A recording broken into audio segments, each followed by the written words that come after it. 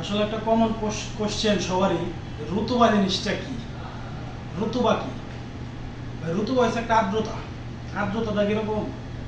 মনে করেন গরম পানি করলে উপরে যেরকম একটা বাষ্প গরম ভাব থাকে, এরকম এই ওয়েদারের মধ্যে এখন একটা গরম ভাব, একটা আর্দ্রতা উড়ে বেড়াতেছে, যেটা মানুষের শরীরে হিট করে দেয়।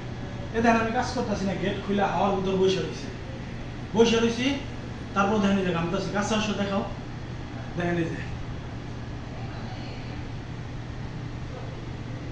ঘামতেছি, দেখেন পুরো শার্ট ভিজে আছে, দেখেন এই যে প্যানের অবস্থা, দেখেন এখানে ভিজে নাই, এই যে প্যানের অবস্থা। এই সে ঋতুবা আপনার, এই দেখেন দেখে মনে গেছে গোসল করে এলো, কিন্তু আসলে না, এটা হলো ঋতুবা। এটা দিয়ে বলে ঋতুবা।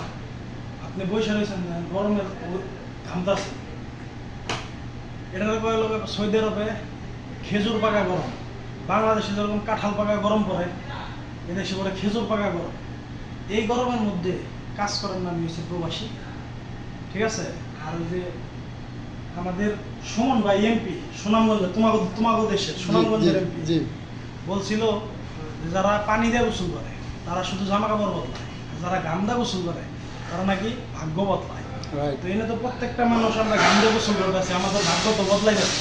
অবশ্যই বদলাইবো, আগামী তো একটা কারণ আছে, এই কারণ নিয়ে পরে আলোচনা করবো।